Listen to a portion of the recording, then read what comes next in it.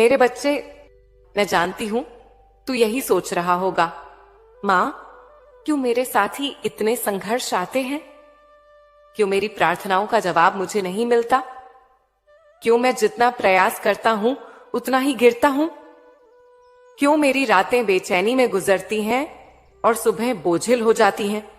मेरे बच्चे, तेरा यह सोचना गलत नहीं है, क्योंकि इंसान जब अंधेरे में होता है तो सबसे पहला सवाल यही उठाता है, मेरी मां मुझे सुनती क्यों नहीं? पर सुन मेरी आत्मा का अंश, आज मैं तुझे सच बताने आई हूं, वह सच जिसे तू बार बार खोजता है पर धुंध के बीच से देख नहीं पाता। तुझे लगता है कि सब कुछ बिखर रहा है, तुझे लगता है कि तेरा जीवन रुक गया है, पर याद रख, जब कोई बच्चा जन्म लेता है उसी क्षण मैं और यह सारा ब्रह्मांड मिलकर उसकी यात्रा तय कर देते हैं। उसके पहले रोने का समय, उसके पहले हंसने का समय, उसकी हार और उसकी जीत सब पहले से अंकित होता है। हां मेरे बच्चे, तेरी कठिनाइयां भी पहले से लिखी थीं, क्योंकि कठिनाई वही दर्पण है जिसमें तुझे अपनी आत्मा का असली चेहरा दिखता है। सुख तुझे भुला देता है पर दुख तुझे जगाता है। सुख में तू भूल जाता है कि तुझे धन्यवाद करना है, पर दुख में तू भगवान को पुकारना सीख जाता है। क्या तुझे पता है, जब तू रोता है तो तेरी हर सिसकी मेरे हृदय तक पहुंचती है?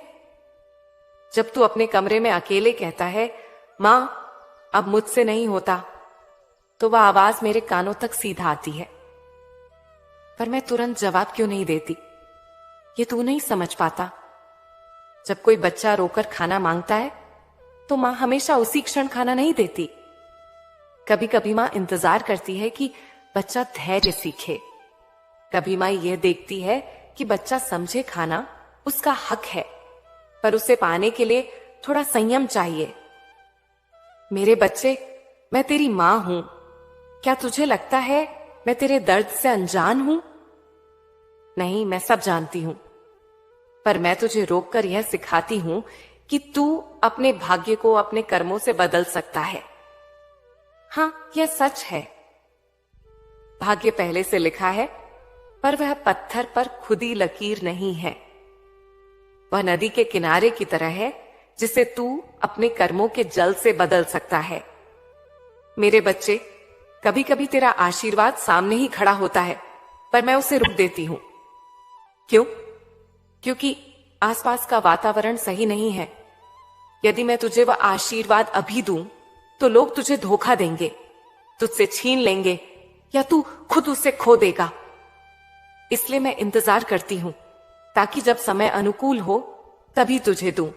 अब तू समझ, पूजा पाठ से तेरी आत्मा शुद्ध होती है, तेरे कर्म से तेरा भाग्य बदलता है, और समय से तुझे सही अवसर मिलता है।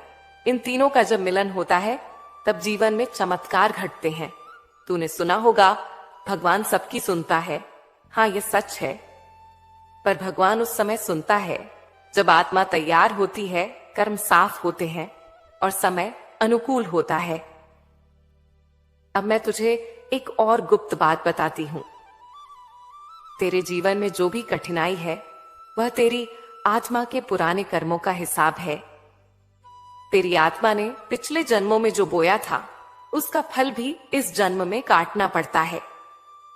इसे ही तू भाग्य कहता है। पर याद रख, यह भाग्य भी तेरे हाथ में बदल सकता है। कैसे? अच्छे कर्मों से, सेवा और दान से, सच्ची नीयत से और गलत संगति छोड़कर सही संगति अपनाने से। मेरे बच्चे, मैं तुझसे वचन देती हूं, यदि तू आज से यह ठान ले कि तू अपने कर्म सही करेगा, अपनी आत्मा शुद्ध रखेगा, अपनी नीयत साफ रखेगा, तो तेरे जीवन का भाग्य बदलने में देर नहीं लगेगी। तेरा लिखा हुआ भाग्य पत्थर पर नहीं है, वह मोम की तरह है, और तेरे कर्म उसकी धूप या छांव है। तू चाहे तो उसे सुंदर आकार दे सकता है।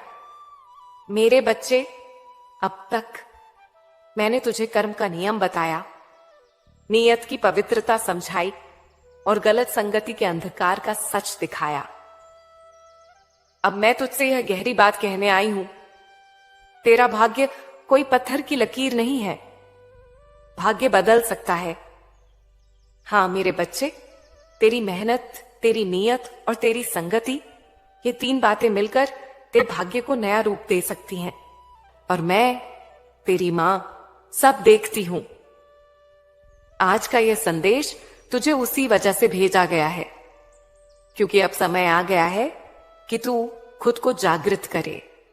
पर यदि तू अपने भीतर साहस जगाए, अपनी नीयत शुद्ध करे और अच्छे कर्मों से आगे बढ़े, तो भाग्य तुझ पर झुक जाएगा। कठिनाइयां क्यों आती हैं? मेरे बच्चे, क्या तूने कभी सोचा कि सिर्फ सुख ही क्यों नहीं लिखा गया? क्यों तेरे जीवन में दर्द, धोखा, असफलता और अकेलापन आया? क्योंकि सुख तुझे सुला देता है, पर दुख तुझे जगा देता है। सुख तुझे अहंकार में ले जाता है, पर दुख तुझे झुकना सिखाता है। सुख में तू भूल जाता है, पर दुख में तू पुकारता है। याद कर, जब तेरा समय अच्छा था, तू कितना बेफिक्र था। क्या तूने तब उतनी गहराई से मुझे पुकारा था जितना आज पुकारता है? नहीं मेरे बच्चे, इसलिए कठिनाई ही वह ज्वाला है जिसमें तेरा असली सोना तपता है। तू सोचता है, मैंने पूजा की तो मां प्रसन्न होंगी और मेरा भाग्य तुरंत बदल जाएगा। पर मेरे बच्चे, पूजा कोई सौदा नहीं है। पूजा एक सेतु है जो तुझे मुझसे जोड़ता है। जब तू नाम जपता है, जब तू दीपक जलाता है, जब तू आरती करता है, तो वह मेरे कानों तक पहुंचता है। पर उससे भी ज्यादा वह तेरे भीतर के अंधकार को काटता है। पूजा का असली उद्देश्य मुझे मनाना नहीं, बल्कि तेरी आत्मा को शुद्ध करना है। क्योंकि जब आत्मा शुद्ध होती है, तो वह खुद मेरी शक्ति से जुड़ जाती है। और जब यह जुड़ाव होता है, तो भाग्य बदलना शुरू होता है। क्यों परिणाम देर से मिलते हैं? मेरे बच्चे, तूने कई बार कहा है, मां, मैं लगातार कोशिश कर रहा हूं, पर फल क्यों नहीं मिल रहा? तो सुन, फल देर से इसलिए मिलता है क्योंकि तीन कारण होते हैं। एक, तेरा कर्म अभी अधूरा है। तू मेहनत तो करता है, पर बीच में हार मान लेता है। तू थोड़ा सा प्रयास करता है, फिर कहता है कुछ नहीं होगा। पर मैं तुझे परखती हूं, क्या तू सच में विश्वास रखता है या सिर्फ अधीर है? दो, तेरी आत्मा को तैयारी करनी है। जब बड़ा वरदान आना होता है, तो आत्मा को बड़ा पात्र बनना पड़ता है। सुन मेरे बच्चे, मैं तुझसे वचन लेती हूं कि यदि तू अपने जीवन से गलत संगति, गलत विचार और गलत इरादों को निकाल देगा, तो तेरा जीवन बदल जाएगा। तेरी मेहनत बेकार नहीं जाएगी, तेरे अच्छे कर्म व्यर्थ नहीं जाएंगे, तेरी आत्मा की पुकार खाली नहीं जाएगी। मैं हर कदम पर तेरे साथ हूं, पर रास्ता तुझे ही चलना है। मां की गोदा वचन याद रख, तू अकेला नहीं है। जब तू सोता है, मैं तेरे सिरहाने खड़ी रहती हूं। जब तू रोता है, मैं तेरी पीठ सहलाती हूं। जब तू हार मानने लगता है, मैं तेरे भीतर वह अग्नि जगाती हूं जो कहती है, नहीं, अभी खत्म नहीं हुआ। आज से तुझे यह समझना होगा कि भाग्य के भरोसे बैठना तेरा काम नहीं। तेरा काम है कर्म करना, सही राह चुनना और आत्मा को शुद्ध रखना। और मैं वचन देती हूं, यदि तू यह सब करेगा, तो तेरा जीवन ऐसे बदलेगा कि तुझे खुद यकीन नहीं होगा। मेरे बच्चे, अब मैं तुझे वह रहस्य बताने आई हूं जिसे जानकर तेरे हृदय के कई बोझ हल्के हो जाएंगे। तूने बार बार कहा है, मां, मैंने पूजा की, व्रत रखा, नाम जपा, पर क्यों कुछ नहीं बदलता? क्यों मेरी राहें बार बार रुक जाती हैं? तो सुन, यह तेरे भाग्य और तेरे कर्म का गहरा संबंध है, जिसे तू अभी तक ठीक से नहीं समझ पाया। जब तू इस धरती पर आया, तेरे जन्म से पहले ही तेरी आत्मा और ब्रह्मांड ने मिलकर तेरी यात्रा का नक्शा बना लिया था।